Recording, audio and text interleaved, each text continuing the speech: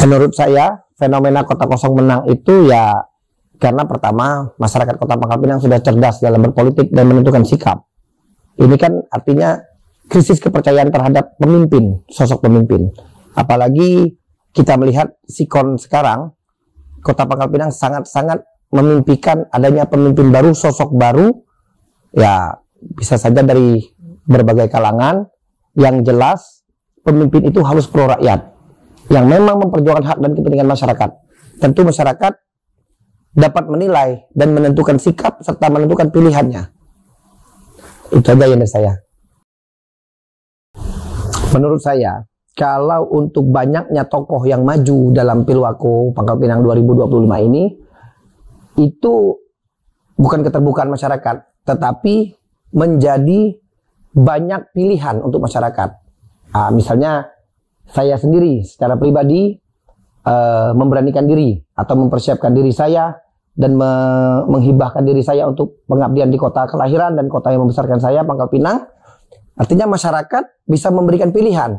Saya pendatang baru, mungkin boleh dikatakan saya politikus baru, karena untuk mengacu kepada jenjang eksekutif, saya adalah pendatang baru.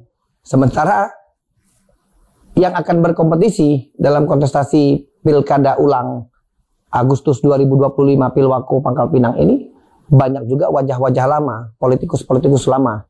Sementara saya adalah pendatang baru di kontestasi ini. Menurut saya sah-sah saja.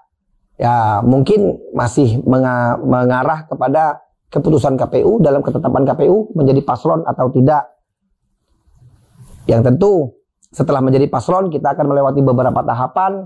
Yang jelas setelah menjadi paslon kita akan berkampanye, mengedukasi masyarakat, menyampaikan visi dan misi kita kepada masyarakat, apa yang menjadi tujuan utama kita, ingin menjadi wali kota Pangkal Pinang atau menjadi wali kota dan wakil wali kota Pangkal Pinang. Yang tentu barang ini akan menjadi penilaian masyarakat dan akan juga berakhir pada pilihan masyarakat dalam menentukan pilihan mereka di TPS. Siapa yang menjadi pilihan hati masyarakat?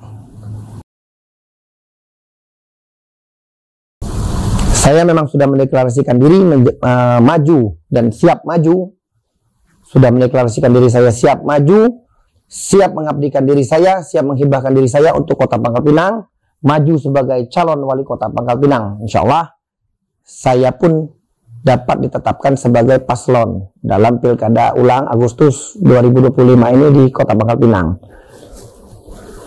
Mungkin kalau pembicaraan orang saya menjadi bahan pembicaraan karena saya pendatang baru. Satu, kedua, mungkin juga ternilai saya mewakili sosok anak muda.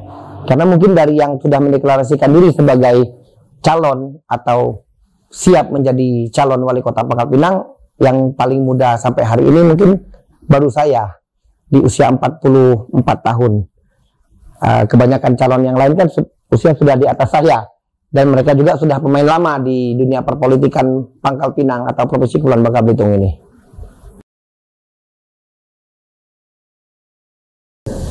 Yang saya tawarkan untuk masyarakat kota Pangkal Pinang, pertama, saya adalah mewakili anak muda. Pertama, yang muda harus kita perdayakan. SDM, sumber daya manusia, anak muda, generasi muda. Jangan hanya menjadi lip service politikus, hanya diberikan harapan-harapan palsu. Dan tentu saya akan membangun kota Pangkal Pinang dengan langkah-langkah yang sudah saya persiapkan. Pertama, masalah sampah. Sampah harus dikelola, bukan hanya bicara tentang kebersihan, tetapi pengelolaan sampah. TPA kita sudah sangat crowded. TPA kita itu mungkin tahun 2026 sudah tidak bisa lagi kita pakai sebagai tempat pembuangan akhir. Tetapi TPA harus kita jadikan tempat pengolahan akhir, agar menjadi tempat di mana masyarakat bisa bekerja, membuka lapangan pekerjaan, menjadikan penghasilan masyarakat, tentu berefek kepada kesejahteraan masyarakat. Kemudian sampah-sampah ini kalau kita kelola, menjadikan banyak produk-produk yang akan dapat kita tawarkan kepada masyarakat. dapat diperjualbelikan atau diperdagangkan kepada masyarakat, tentu menjadi PAD, pendapatan asli daerah.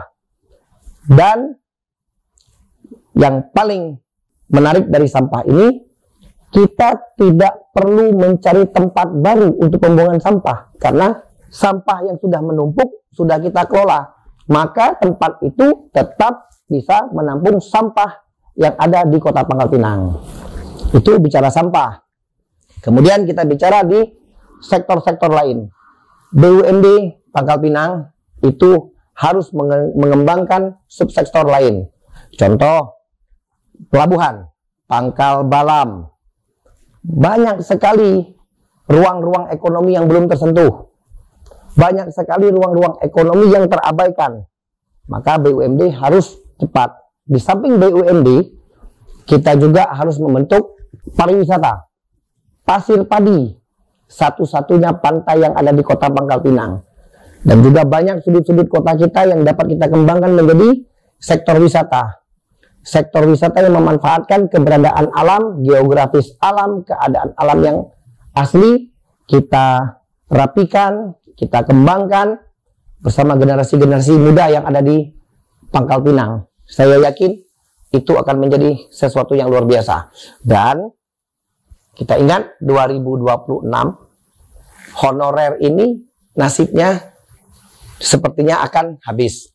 Maka dari itu BUMD ini dipersiapkan menjadi kantong agar honorer-honorer yang diberhentikan, dihabiskan kontrak oleh pemerintah Kota Pangkal Pinang dapat tertampung di BUMD. Menjadikan ruang pekerjaan baru untuk mereka, ruang yang menampung mereka, mereka dapat tetap menghidupi rumah tangga mereka karena tetap ada penghasilan, tetap ada pekerjaan. Kesejahteraan masyarakat adalah bicara isi perut masyarakat. Perut masyarakat aman, insya Allah masyarakat kita akan sejahtera. Mungkin hanya ini yang saya sampaikan secara singkat kepada halayak banyak. Segala kekurangan saya mohon dimaafkan. Kepada Allah saya mohon ampun. Wa taufiq wal hidayah. Wassalamualaikum warahmatullahi wabarakatuh.